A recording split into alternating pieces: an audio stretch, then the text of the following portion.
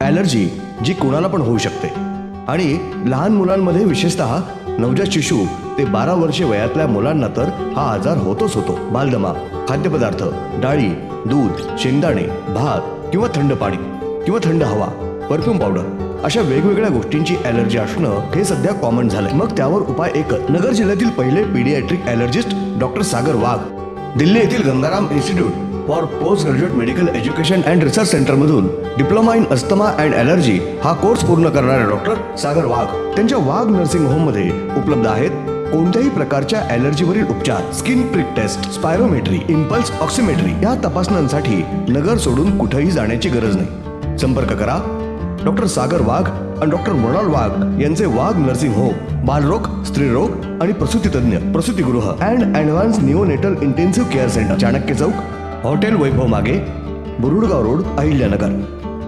महाराष्ट्र राज्य व अहिल्यानगर जिल्हा कुस्तीगीर संघाच्या वतीनं आयोजित महाराष्ट्र केसरी कुस्ती स्पर्धेची जय्यत तयारी सुरू. वाडिया पार्क येथे आमदार संग्राम जगताप यांच्या अध्यक्षतेखाली नियोजनाची बैठक संपन्न.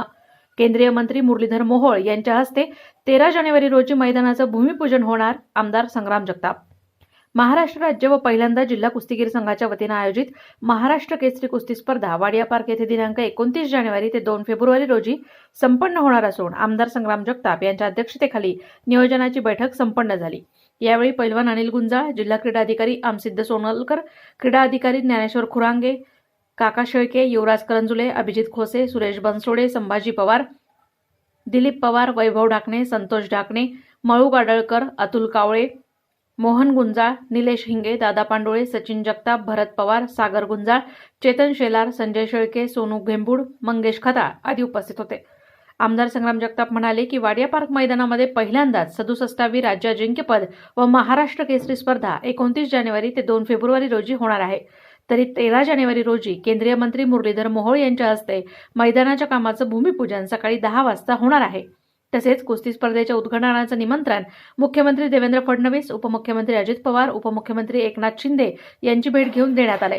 देश व राज्यभरातून कुस्ती पाहण्यासाठी मोठ्या संख्येनं कुस्तीप्रेमी येणार आहेत. तरी सुमारे 50,000 जणांची बैठक व्यवस्था करण्यात येणार आहे. या ठिकाणी लाल मातीचे व मॅटचे असे 2 मैदान तयार करण्यात येणार आहेत.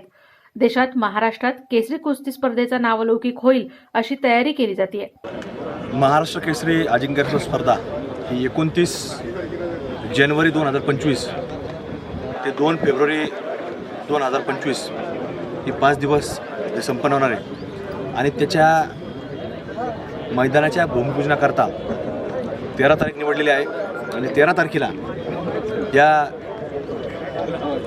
देशाचे सहकार व उड्डाण मंत्री सन्मान्य मुरलीधर अण्णा मोहोळ जे या कुस्तीगीर संघाचे महाराष्ट्राचे जे उपाध्यक्ष आहेत ते स्वतः या कार्यक्रमाला भूमिपूजनाकरता वेळ देणार आहेत आणि त्याच्याकरता आपल्या सर्वच खेळाडू बंधू भगिनींनी, विशेषतः क्रीडाप्रेमी बंधू भगिनींनी या कार्यक्रमाला उपस्थित राहावं आणि या संपूर्ण स्पर्धेच्या नियोजनाकरता आम्ही तयारी सुरू केली आहे. ही महाराष्ट्राची स्पर्धा आहे पण या स्पर्धेचं वेगळं वैशिष्ट्य आहे की महाराष्ट्राची कुस्ती स्पर्धा ही देशभरामध्ये गाजत असते आणि त्यामुळे निश्चित महाराष्ट्र केसरी म्हटलं तर सर्वात मोठी स्पर्धा ही राज्य दृष्टिकोनातून असते.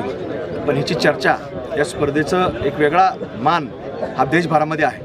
त्यामुळं संपूर्ण देशाच्या कुस्तीप्रेमांचं लक्ष या स्पर्धेकडे असणार आहे. त्यामुळं आपण सर्वच आपल्या अहिल्यानगर जिल्हावासियांनी असेल किंवा शहरवासियांनी असेल या स्पर्धेकरता आपण यावं.